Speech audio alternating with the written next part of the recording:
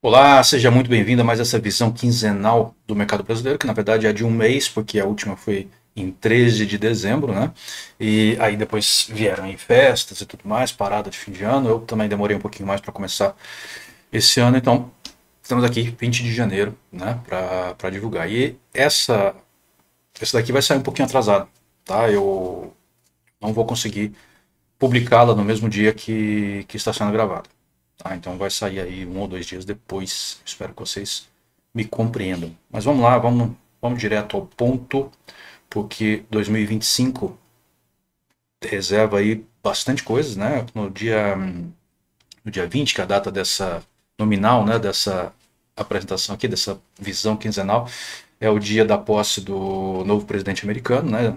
Donald Trump, que deve trazer uma alteração de visão do mercado. Né? Claro que isso já aconteceu desde a eleição. Né? Quando ele foi eleito, já se sabe que ele vai tomar posse, então as coisas já começam a mudar um tanto. Né?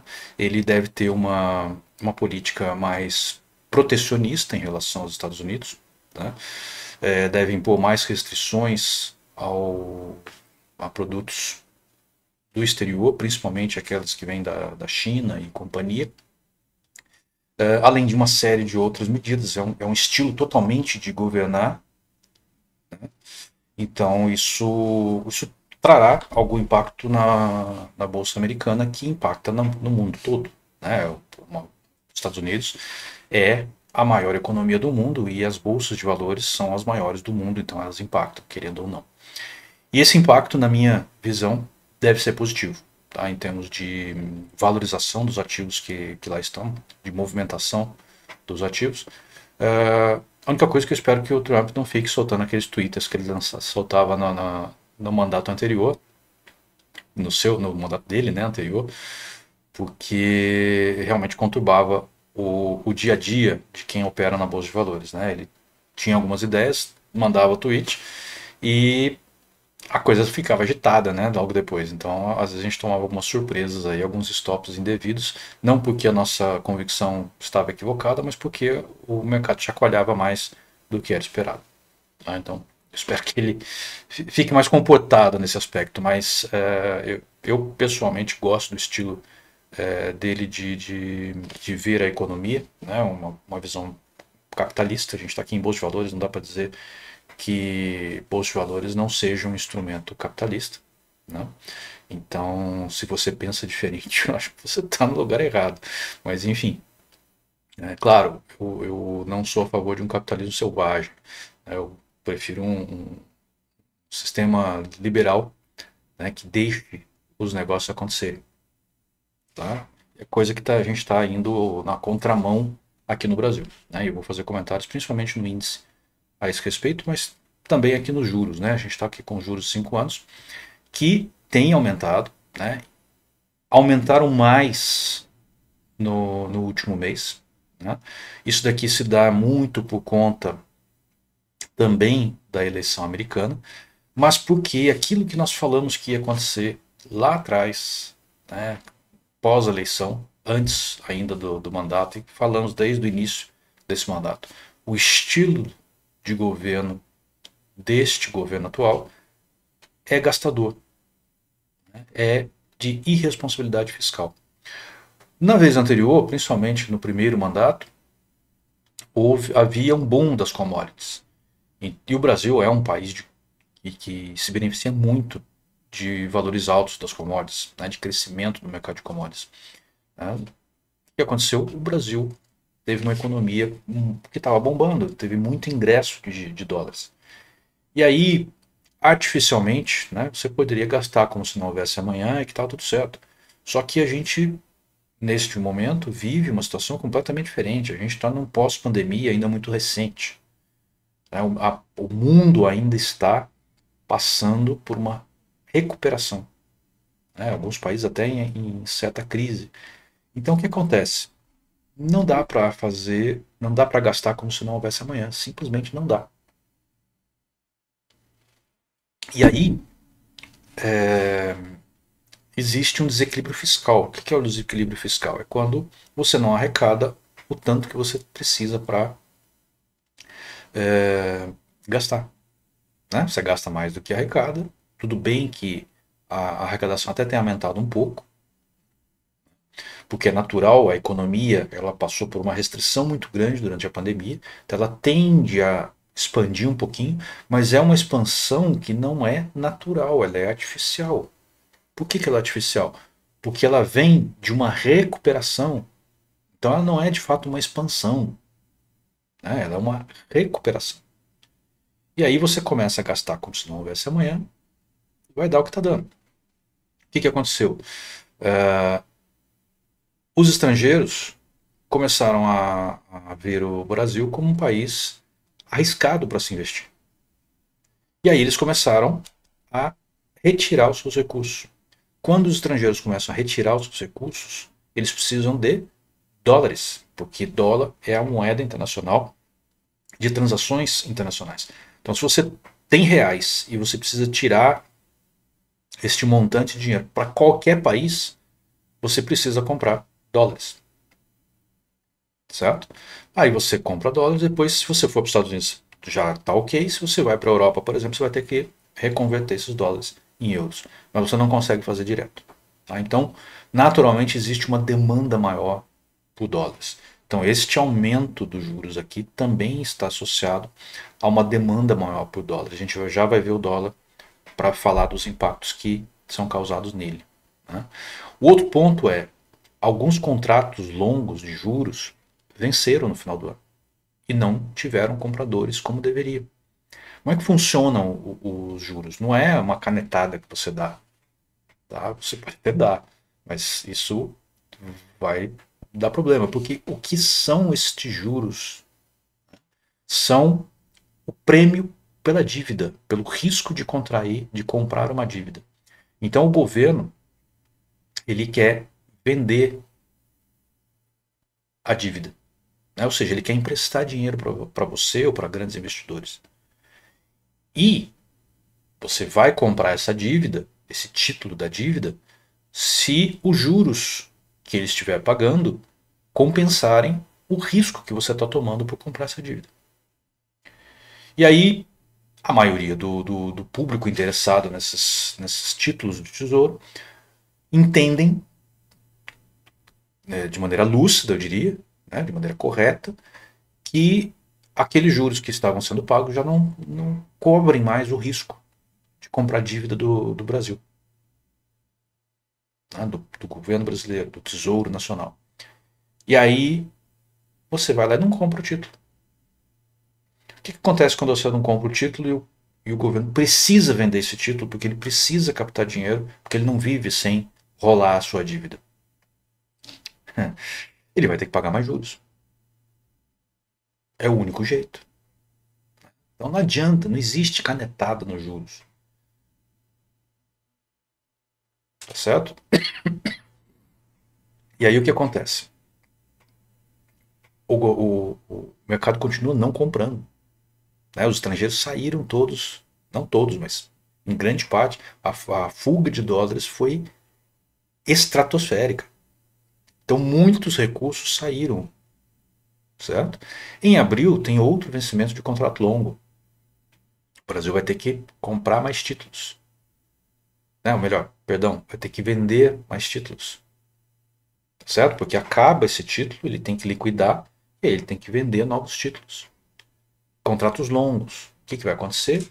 De novo, o mercado provavelmente só vai comprar esses títulos se os juros compensarem o risco de contrair esses títulos.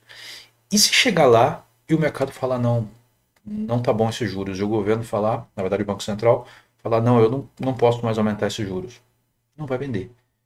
E aí, o que o governo faz? Ele não consegue dinheiro para suas despesas. Se ele não conseguir dinheiro para suas despesas, um dos caminhos é emitir moeda, que hoje tem uma regulamentação muito mais forte, mais difícil de fazer isso, que gera inflação. Né? Você emite moeda, gera inflação. Isso é uma verdade, diria, incontestável da economia, mas que economistas modernos, né, socialistas, contestam, né, com grande burrice embutida nisso. Né, uma idiotice tremenda. Tá? Então, emitir moeda aumenta a inflação. Aumenta a disposição de circulação no mercado e aumenta a inflação. E aí o que acontece?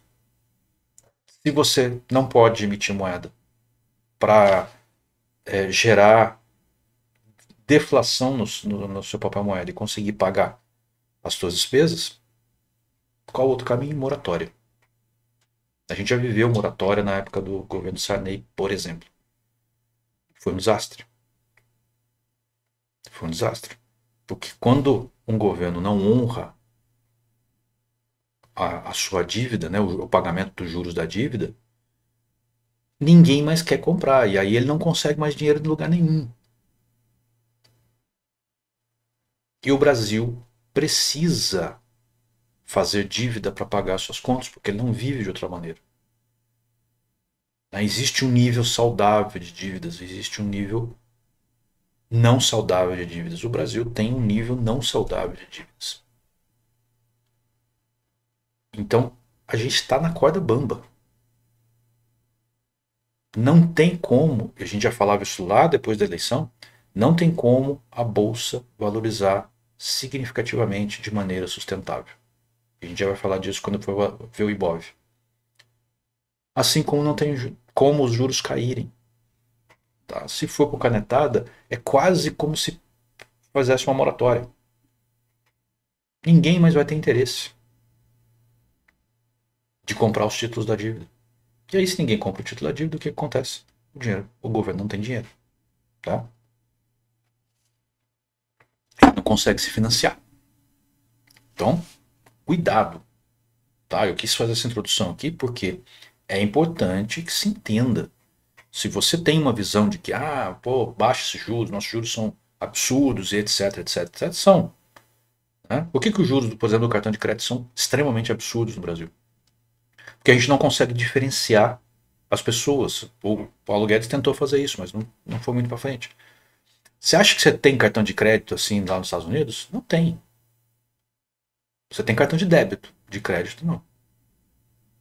Por quê? Porque eles controlam as pessoas que podem fazer dívida. Você tem que conquistar o mérito e o direito de poder fazer dívida, sendo um bom pagador. Então você tem que encontrar uma dívida menor, aí você paga, contrair uma dívida um pouco maior, você paga até que você pode contratar uma dívida maior. Aqui não, aqui põe a dívida pro povo, dane-se. Tá? Por isso que a gente tem tanta gente quebrada, tanta gente que não consegue pagar.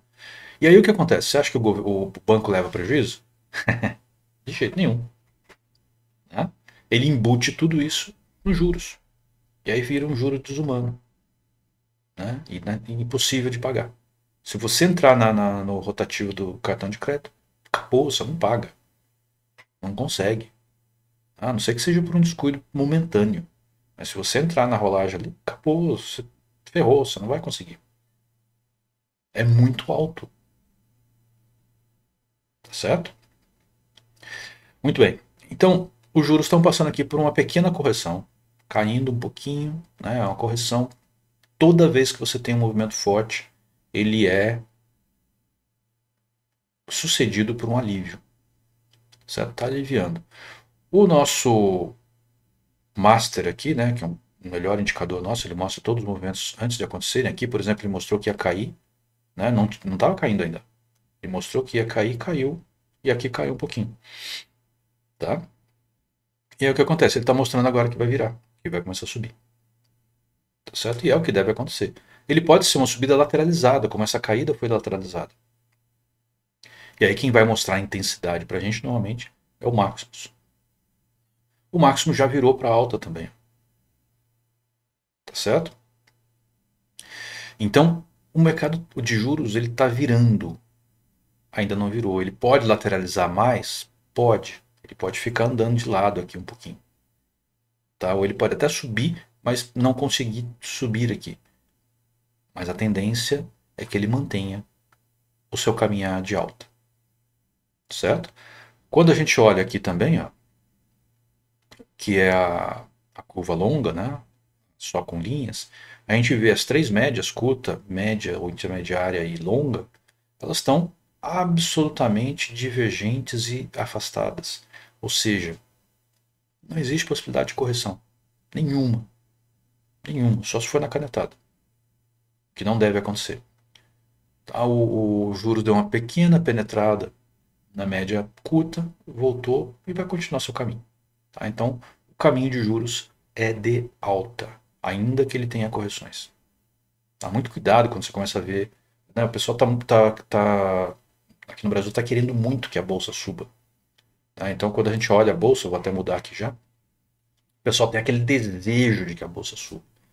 Né? Tem muito guru aí dizendo, não, a bolsa está barata, você tem que comprar, você tem que comprar, você tem que comprar. E aí, de vez em quando, a bolsa faz os movimentos como esse. Mas se você olha no longo prazo, ó, aqui tem janeiro, dezembro, novembro, outubro, setembro, agosto. Certo? Tem cerca de 6 meses para trás.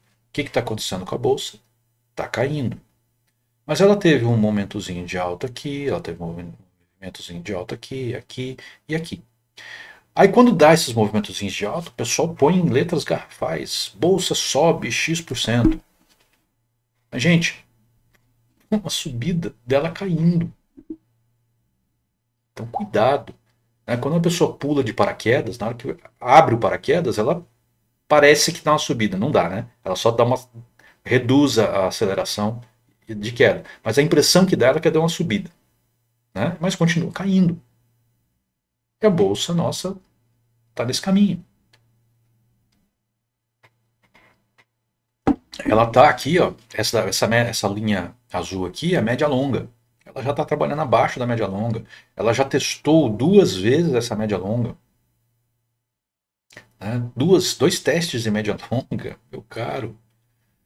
Né? Se fosse testes de fundo, ele já iria subir. Se teste de teto, né, de resistência, ela vai cair e vai continuar caindo. Quando a gente olha esse mesmo gráfico aqui, está no diário, se a gente olhar no semanal, ela está, neste momento, tocando a média longa aqui. Tá certo? Ou seja, daqui a pouco ela rompe a média longa no semanal. E aí não tem como segurar. Agora, as nossas empresas estão mal? Não. Não estão tão mal. Mas a gente não sabe ao certo ainda como que elas vão se comportar em função daquilo que aconteceu na pandemia. Tá? Algumas empresas têm ciclo longo. E aí a coisa não se manifesta no ano seguinte ou nos 2 anos seguintes, ela se manifesta depois. Principalmente as grandes empresas. Tá? Então, cuidado. As pequenas empresas costumam ter o ciclo mais curto, mas as grandes costumam ter o ciclo mais longo. Há exceções, obviamente. Então, cuidado. Não é porque você viu um belo candle como esse aqui que o mercado virou e vai começar a subir. Não é porque todos os veículos de corretora, etc., colocaram que deu baita aumento nesse dia, que a bolsa vai enganar. Ela continua dizendo que a bolsa começou a cair, mas ela põe letras miúdas. Né? Quando sobe, ela põe letras grandes. Por quê? Porque o natural é você comprar ações, não vender. Tá? Não trabalhar vendido a descoberto. Então, cuidado, gente. Tem que ter um pouquinho de conhecimento para não fazer besteira e não se deixar seguir aí essas corretoras, esses gurus e tudo mais que estão aí no mercado. O que está acontecendo aqui, olha só, nosso master de novo. Ele avisou aqui que ia subir. E olha aqui, ele estava caindo, mas ele avisou, opa, vou subir. E subiu. E aqui, olha, deu uma aliviada, ela deu uma subida, mas esse é um movimento de queda, então isso daqui foi uma correção. Uma pequena correção, diga-se de passagem, perto dessa queda toda aqui. O verde quer dizer que ele tem impulso de subir. Tá? Ele não foi muito longe. Ele caiu de novo. E aqui ele deu um impulso maior, só que ele já está azul, ou seja, ele já está perdendo força. O azul ainda é força de alta, mas enfraquecida, ela está enfraquecendo. Ela não está aumentando. Tá certo? Então o impulso de alta está caindo. E se a gente ver esses dois picos aqui, olha a linha que ele bateu. Foi na linha de Fibonacci 38,2. E aqui ele está batendo aonde? no Fibonacci 38,2. Ah, ele pode passar? Até pode, mas dificilmente ele passa do 618, que é a próxima linha. Certo? Dificilmente ele passa dessa linha vermelha aqui, que é a mandíbula do crocodilo. Né? Essas linhas base aqui são as linhas do crocodilo. O Maximus, ele está azul, ele está com uma boa intensidade de deslocamento, 50%, razoável, acima, um pouquinho além do meio termo. Mas olha como ele está fraquinho, como os movimentos estão fracos, ou seja, ela está lateral. Então, ao que se indica aqui, o mercado de bolsa ele deve ficar um tanto quanto lateralizado. Pode ser que ele faça movimentos mais amplos, mas ele deve continuar lateralizado para queda, não é para alta. A bolsa não vai subir de maneira consistente, pelo menos não por enquanto. E eu não acredito que ela vá no curto prazo nem no médio prazo. Longo prazo, está longe ainda para a gente dizer. Não há indício, mas ainda está longe para dizer. Certo? Eu estou hoje falando um pouco mais porque a gente tem certamente o pior ministro da economia dos últimos 20, 30 anos, se não mais. Essa coisa do Pix foi ridículo. O governo está totalmente perdido. Não consegue explicar uma coisa óbvia. Fica falando fake news, fake news, fake news e não consegue explicar. Foi lá um garoto deputado e conseguiu falar a língua do povo. O que deu? Eles tiveram que revogar.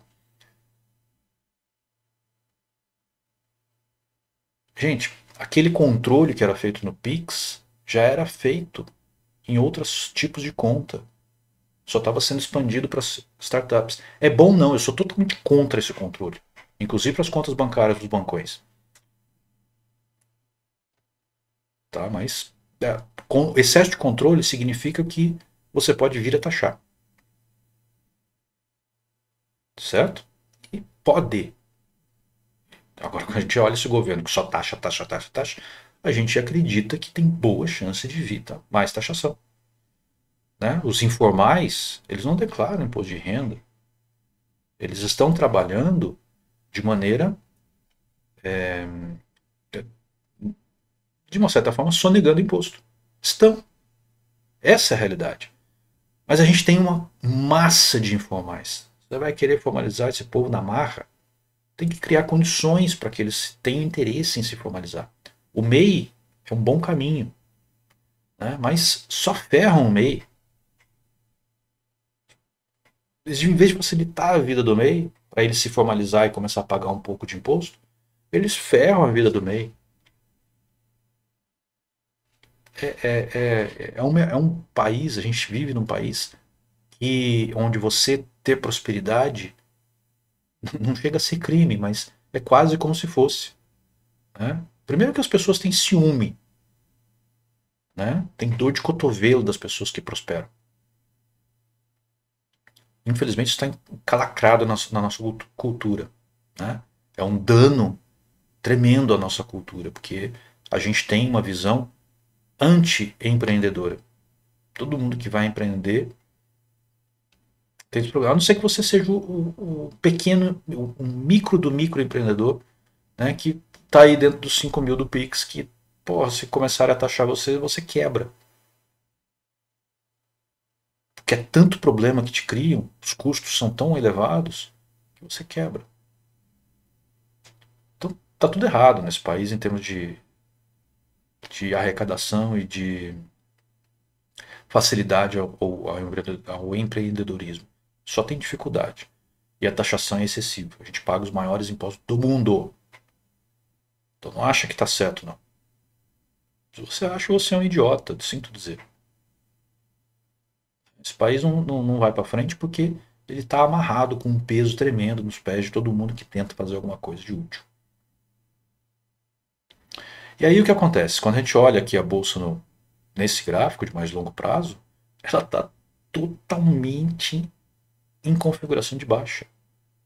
Ah, ela deu um alívio aqui, olha só, ela tocou na média curta e não conseguiu ir adiante. Ela vai cair de novo. Ah, ela pode lateralizar? Pode. Ela pode conseguir mais um pouquinho? Pode. Não passa dessa daqui, ó. Mas ela pode conseguir mais um pouquinho. Mas ela vai cair de novo. Isso é certo.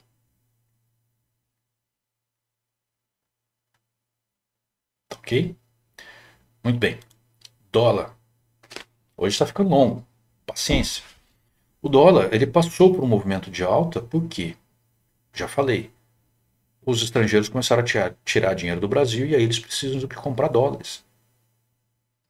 Precisa, não tem jeito, não tem outra forma. Cada vez que você vai, se você tem a sana ideia, a boa e excelente ideia de colocar uma parte do seu patrimônio no exterior, você vai precisar comprar dólar. Você pode não perceber que você está fazendo isso, mas você faz. Né? Se você tem uma conta, por exemplo, que você manda reais para lá. Hoje, por exemplo, na Avenue, acho que na Nomad também é assim, você faz um Pix e aparece lá o seu valor em reais. Aí você tem que converter esse valor para dólares. Né? Ou você pode converter para euros. Na Avenue dá para você fazer isso. Não sei se na Nomad dá. Quando você faz isso, você está comprando dólares. E se você está convertendo para euros, você está comprando dólares e vendendo esses dólares para comprar euro. Porque toda transação em moeda estrangeira passa pelo dólar. Não tem jeito de fazer diferente. Então, quando você manda dinheiro para fora, você também está comprando dólares. Você também está contribuindo para essa alta. E é a melhor coisa que você faz, manda para fora, porque ó, aqui está um bom momento, o dólar caiu. É um bom momento para se mandar dinheiro para fora. Não é seguro deixar o seu dinheiro no Brasil. Se você tem grandes quantias no banco, você está em sério risco. Ah, por que o governo vai lá e vai confiscar? Eu acho que ainda não. Acho difícil, na visão atual, que isso aconteça, como aconteceu lá na época do Collor. Eu vivi isso. Tinha acabado de entrar na faculdade, né? Confisca tudo, não tinha dinheiro para pagar nada. Né? Tinha que fazer bico lá na pizzaria para conseguir pagar o aluguel. Enfim. E aí o que acontece? Né? Não deve ter um confisco, mas você deixar o seu dinheiro investido em renda fixa com a inflação galopando, né? Porque a inflação não é aquela oficial, ainda mais que agora os dados do IBGE não têm a menor credibilidade com esse presidente que ela tem lá. E o pessoal, felizmente, está reagindo, né? O pessoal do IBGE. Né? Mas eu falei lá atrás que os dados iam ser distorcidos. Né? Então, se você acha que a inflação está em 4 e poucos por cento, né? Você não vai no supermercado, não é possível. Tá? Você não compra os gêneros básicos.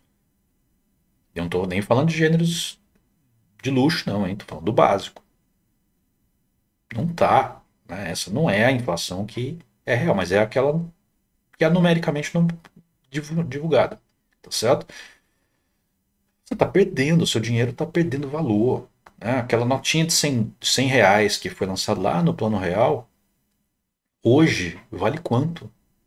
Quanto você comprava com aqueles 100 reais, quanto você compra hoje?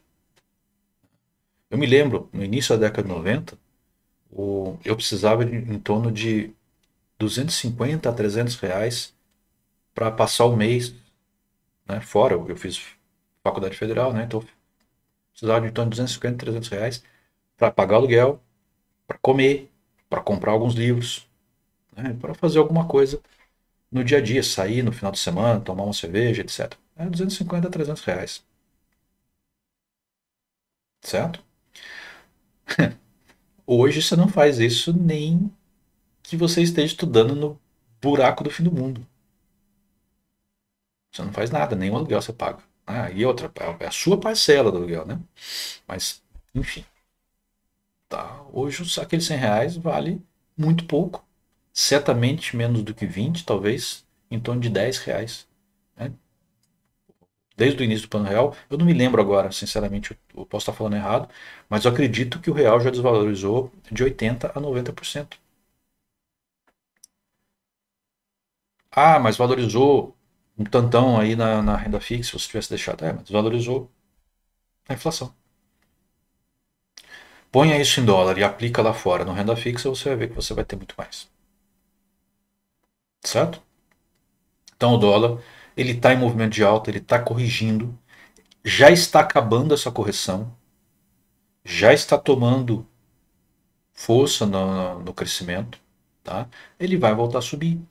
Poxa, mas o crocodilo está virando a boca dele de cabeça para baixo aqui. Isso é indício de início de queda. Sim, ele ainda pode cair mais um pouco, mas esse movimento está acabando. Tá? Olha onde terminou aqui, onde terminou aqui. Não vai, isso daqui não vai mais para baixo. O dólar não tem esse ímpeto. Não nesse momento. Então, ele pode lateralizar, assim como eu falei do índice, e vai subir, vai voltar a subir. Então, é um excelente momento para comprar dólar. Ah, mas esse dólar pode ficar um pouquinho negativo. Pode. Porque a gente nunca consegue acertar o fundo, gente. Isso é irreal, né? Ele pode ficar um pouquinho negativo, sim, e depois volta. Ele vai subir. E vai subir mais. Infelizmente. Tá? Eu tenho uma boa parte do meu patrimônio dolarizado. Deveria dizer, pô, que legal. Não, infelizmente, porque significa que o nosso país vai mal. E eu moro no Brasil. Não quero ver nosso país indo mal. Mas preciso proteger o patrimônio. E você também. Certo? Depois a gente vê aqui o gráfico longo. Não existe a menor possibilidade do dólar cair. Ah, ele está dando uma corrigida um pouco mais profunda aqui, é verdade. Tá? Mas ele não passa para baixo da média intermediária. Tá? Ele vai voltar a subir e não vai demorar muito. Ok? Ele pode subir numa cadência menor, porque no fim de ano teve muita saída de dólares e agora não tem tanto. Ainda está tendo, mas ainda não tem tanto. Em abril isso deve impulsionar de novo. Tá? Eu diria que lá para abril, maio, o dólar deve chegar muito próximo de 7, se não chegar em 7. Pois bem, depois a gente tem aqui o ETF de criptomoedas. Criptomoedas está dando show. Né? Eu tenho um pouco no índice de criptomoedas e está dando show. A cadeira aqui está caindo, está baixando, né? A mola dela, o amortecedor dela tá ruim. Trocar. E tá dando show. A minha carteira de cripto nossa, tá lá em cima, né? Lá em cima. Eu vou pagar um belo imposto de renda ainda bem que eu investo no exterior, então é 15%, né? Como aqui, né? Se bem que aqui também seria 15%, se você investir em ETF. Então ela está passando por um momento lateralizado. Tá? Um momento de pausa do mercado. Mas ela vai continuar subindo e já está dando indícios aqui de que vai subir. Tá? Ela vai continuar subindo. O momento ideal era comprar por aqui ou por aqui. Passou um pouquinho, passou, mas ainda tá bom. Tá? Criptomoeda é um negócio que veio para ficar. Se eu fosse você, eu não perdi a oportunidade. Tá? Eu mesmo perdi a oportunidade de comprar Bitcoin quando não valia nada. Né? Eu não acreditei nesse negócio. E eu vi muitos grandes do mercado não acreditando. Certo? Erraram. Pô, mas e se o negócio quebra lá na frente? Meu, o que você tem que fazer? Quando o negócio deu um impulso, por exemplo, aqui já deu mais de 100% para quem comprou nos momentos que eu falei para comprar lá em torno de 15 mil, 20 mil dólares. Já está em 100. Então já deu mais de 100% de ganho. Você tem que realizar uma parte, você já garantiu uma parte desse ganho. Certo? E depois deixa um tanto lá para ir continuar subindo. Enfim, isso é estratégia de investimento. Você pode perder alguma coisa? Até pode, mas você tem que garantir os seus ganhos ao longo do caminho. Tá? É um negócio que gera dúvida? Gera. Mas a gente via que isso ia bombar e bombou e está bombando ainda. Tá em momento de pausa, mas está bombando. Ainda dá tempo de aproveitar. Agora, não vai me comprar umas criptos furadas por aí. Né? Compra aquelas que realmente têm alguma confiabilidade. Bitcoin, Ethereum e outros. Muito bem. Agora vamos ver. Aqui eu vou mais rápido, né? Os índices parciais de bolsa. O índice agro caiu 7%, está um desastre. E a maioria dos índices da bolsa, né, parciais da bolsa, estão um desastre. Continua no movimento de queda. Aqui eu falei que eu ia mais rápido e vou realmente. Esse daqui é o único índice, além do imobiliário, que está em alta, financeiro. Mas não está em alta, né? Ele subiu 1%, mas está lateral, está lateralizado. E em grande parte foi ele que contribuiu para a Bolsa dar aquela subida que deu. Né? Você vê até que se parece muito, se você se lembra do da Bolsa, tá, tem a mesma conformação. Mas aquele negócio, já está no topo, ele vai cair daqui a pouco, porque ele não consegue subir mais do que isso. Certo? Mas é o único que tem chance de subir alguma coisa ao financeiro. Consumo, para baixo, não tem chance nenhuma de continuar subindo, vai continuar caindo. O que vem agora? Elétricas, né? Empresas de geração elétrica ou de distribuição elétrica. Lateral, mas no movimento de queda, longo, certo? Materiais básicos, né? Tipo ferro, aço, etc. Olha o movimento terrível que ele teve de queda. Deu uma subidinha, também contribuiu muito na bolsa, até porque tem Vale aqui, né? E a Vale tem um peso imenso no nosso índice, eu acho até que ele é desproporcional. É o critério, mas é desproporcional, caiu 6%. Né? Vai continuar ainda subindo um pouquinho? Vai, mas é uma subida que está dando uma correção. Cuidado, gente. Não vai me olhar para isso daqui e falar, ah, tá subindo, vai continuar. Não, não vai. Não vai chegar a superar isso aqui. Ele vai voltar a cair. Tá? Depois a gente tem utilidades, né? As empresas utilitárias. Tá uma queda um pouco mais amena, lateralizado, corrigindo, subindo um pouquinho, mas vai voltar a cair daqui a pouco. Vai bater nessa linha vermelha aqui, pode até passar um pouquinho, mas não consegue ir muito além dela. Vai voltar a cair. Tá? Depois a gente tem as indústrias. Olha que desastre. E a gente falava lá atrás, né? E falei hoje no começo da apresentação aqui. Existe o ciclo. Né? Algumas empresas têm um ciclo mais longo. E o Brasil vai mal, gente, na economia. Olha o desastre. Ela está corrigindo um pouquinho, volta a cair. Depois a gente tem as médias e grandes empresas. Tem uma queda mais amena, até teve um aumento mais interessante aqui, mas, gente, é um movimento de queda, não vai virar, vai continuar caindo. Certo? As pequenas são as que mais sofrem, inclusive com juros altos, né? Porque elas trabalham mais alavancadas, com maior empréstimo, nível de endividamento, até que está caindo de uma maneira amena por conta disso. Né? Lateralizado no momento, com alguns espasmos aqui de alta, mas vai voltar a cair. Vai voltar a cair. -5 já deu no último mês. E, finalmente, os imobiliários, que estão o desastre do momento. Tem gente aí que ainda fala fundo imobiliário, fundo imobiliário, fundo imobiliário. Não é um momento bom. Tá? Ainda não é um momento bom. Por que não é um momento bom? Ele está barato demais? Tá. Está abaixo do custo. Em diversos casos, está. Agora, eu olho para frente, para a economia, e não vejo a menor possibilidade de crescimento. Pode crescer um pouquinho esse ano? Pode. Né? O crescimento, eu digo, um crescimento consequente, sustentável. Não vejo. E aí vai ter valorização dos imóveis, dos aluguéis, etc. Não acho que vai. Certo? Então, teve um aumento forte aqui. De fato, teve. Eventualmente vai ter. Tá? Mas já bateu num topo aqui. Ó. Ele já vai entrar na linha de queda de novo. Ou vai lateralizar.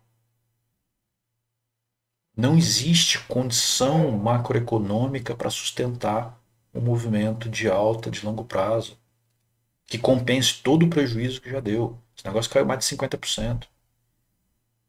Então, cuidado, muito cuidado. É bacana o fundo imobiliário? Muito, eu adoro fundo imobiliário. Mas lá no começo da pandemia eu desfiz tudo. Tudo. Porque eu falei, isso vai cair muito. Caiu na pandemia. Depois ela teve uma forte alta. Eu cheguei a comprar mais. Depois eu olhei assim e falei, esse negócio não está me cheirando bem. Vendi tudo de novo. E não comprei mais. Eu gosto de fundo imobiliário. Eu acho bacana. Concordo com a tese. Concordo com tudo. que falam por aí. Não, não, não tudo também não, né? Tem muito guru falando besteira por aí, infelizmente. Mas concordo com a ideia de comprar um imóvel que está sendo gerenciado por alguém, você vai receber o aluguel isento até agora, né? O Taxad ainda não conseguiu taxar os fundos imobiliários. Não olhei nessa reforma imobiliária se mexe com isso. Realmente não olhei. Até porque eu não estou olhando muito para o fundo imobiliário. Mas daqui a pouco ele consegue morder lá. E se conseguir morder 15%, que seria o padrão, aí não vale mais a pena investir em fundo imobiliário no Brasil. Eu acho que vai ter muito fundo quebrando aí. Mas isso daqui é efêmero. Não tem duração prolongada. Tá? Cuidado. Muito cuidado. Não é a hora de comprar nada na bolsa. Aí, eventualmente algum pontual, não fundo imobiliário, mas alguma ação muito pontual. Mas no momento é o momento de ficar de fora. Se eu fosse você, eu colocava fora do país e investe lá fora, que está muito melhor do que aqui. Certo? Pois bem, gente, eu fui um pouco mais direto nessa daqui, porque eu vejo tanta gente falando, fazendo besteira que é fogo. Eu sei que esses nossos vídeos ainda não têm o alcance que a gente gostaria que tivesse, né? Infelizmente. Eu não fico, não é meu objetivo ficar investindo em divulgação dele, então ele fica lá, né? Vai no orgânico, um mostra para o outro. Enfim, nem todo mundo aproveita o que está sendo colocado aqui. Mas se você estiver assistindo esse vídeo um ano depois, 2 anos depois, 3 anos depois dele ter sido publicado, você vai ver que tudo que a gente falou aqui provavelmente terá acontecido. Assim como, se você pegar vídeos nossos do passado, de 1 ano, 2 anos para trás, você vai ver que aquilo que a gente disse lá aconteceu. Tá? A nossa capacidade de ler o mercado é muito boa, muito assertiva, mas eu não vou fazer grandes investimentos para te convencer disso. Você que tem que se convencer sozinho. Tá bom? Semana que vem tem aí a nossa visão global macroeconômica e vamos falar um pouco mais do aspecto mundial, principalmente nos efeitos da, da assunção do Trump a presidente, 47º presidente dos Estados Unidos. Tá? Tem muitos impactos acontecendo. Tá bom? Até lá, um abraço para todos.